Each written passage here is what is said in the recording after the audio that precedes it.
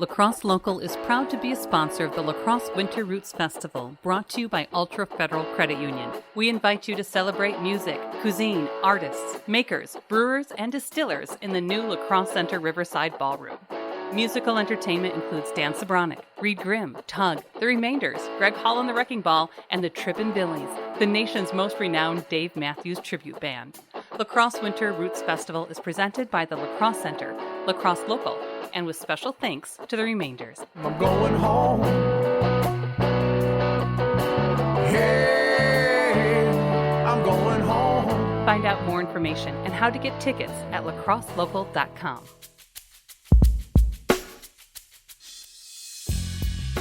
We're talking to Grant of the Trippin Billies, who will be performing at the Lacrosse Winter Roots Festival happening February 12th at the Lacrosse Center.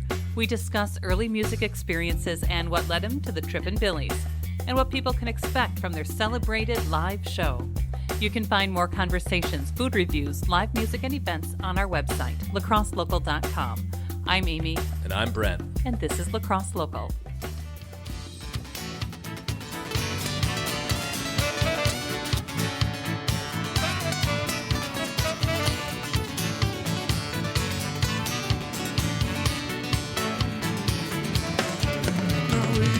Can be married, but tomorrow will die. Let's see y'all, come on. Well, my name's Grant Chinouth. I'm from Johnson City, Tennessee. I moved up here when I was 15, finished out high school in Crystal Lake, a suburb of Chicago. And then went to college at Columbia College, where I started gigging out on the weekends to make money being a college kid.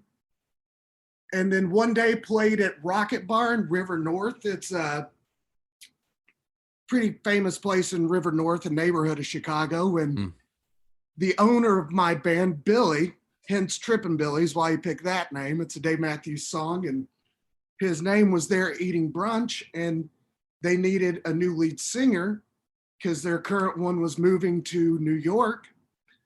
So I'd forgotten all my sheet music that day because back in that day, there were no iPads. So I played what I knew best, which was about 12 Dave Matthews songs in a row. So he came up to me and asked me to audition. And then 2 weeks later, I was in the band. It sounds like, I mean, have you always been a fan of Dave Matthews?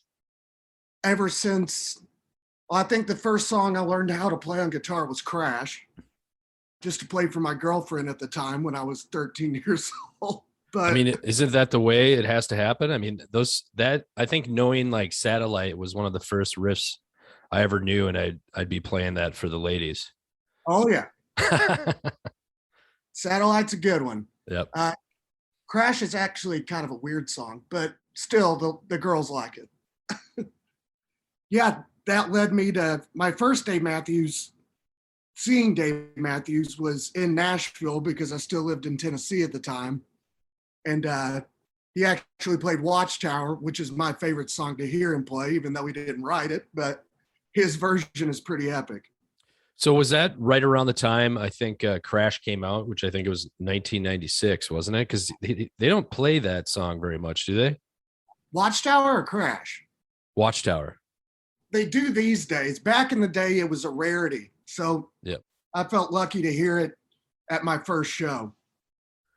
You know, I had that exact same experience around 1996 going to the Target Center, which is, you know, a huge venue, and seeing Dave Matthews play. I bet you it was 1/3 filled, and they played that song, and it was just mind melting. A pretty electric song. And we generally close with it almost every show just because why wouldn't you? I probably shouldn't have said that because now people know what we're going to close with. We'll have to switch it up maybe. You know, that gets me excited about it. I'm pumped about it. Speaking of that, you guys are playing the Lacrosse Winter Roots Festival, which is coming up here in February. What can people expect from your shows? I've seen some videos, some images. I haven't seen you live. What's the shows like? So there's a lot of tribute bands out there that try to like emulate the look or the studio track aspect of it.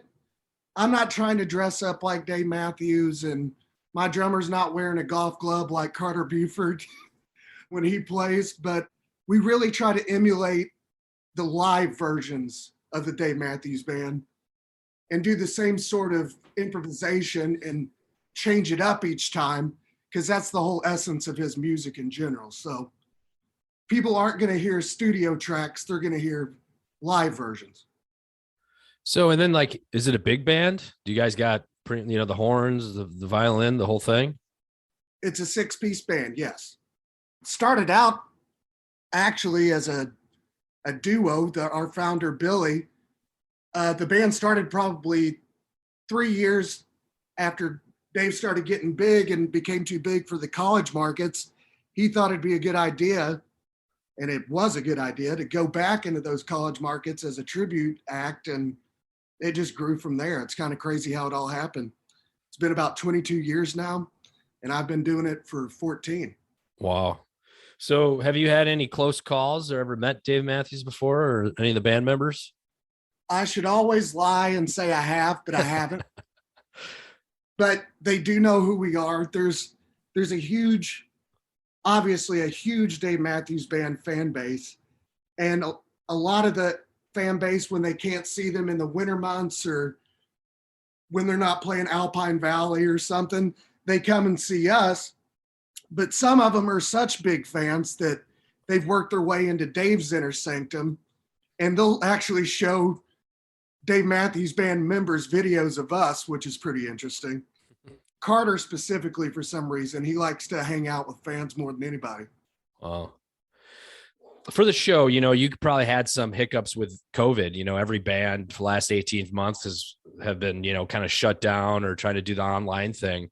How have you guys been adapting? Have you played a couple live shows so far? We played some drive-up shows, which was pretty surreal. Just parked cars, and then they had 5 feet of space to the left of their car where they could sit in lawn chairs and watch. That was probably my favorite show we did throughout this whole thing, because at the end, everybody flashed their car lights and honked. I asked everybody to politely not honk throughout the show, but wait till the end. But then it just went nuts. It's like car alarms went off. That was a fun moment. We've played a few shows here and there, but all outside. We've had to cancel a few. We actually just canceled our House of Blues show that was supposed to be on January 7th, but it's since been rescheduled. But first and foremost, we're coming to see you guys at your fest, and we're looking forward to things going back to a different normal, but just excited to be playing again. Well, I know people in Lacrosse are excited for it. So Lacrosse Winter Roots Festival coming up Saturday, February 12th. People can pick up tickets at lacrosselocal.com. And if people want to find out more about Trippin' Billies, where do they go online? trippinbillies.com, or our Facebook page, which is just Trippin' Billies. No G on Trippin', just Trippin' Billies. Lacrosse Local Podcast is a production of River Travel Media. Do you have an interview idea you'd like to share with us? Message us on Facebook at Lacrosse Local. Find out more about us at lacrosselocal.com, and you can subscribe to the Lacrosse Local Podcast on your favorite podcast app. If you like us, rate us 5 stars. We appreciate it.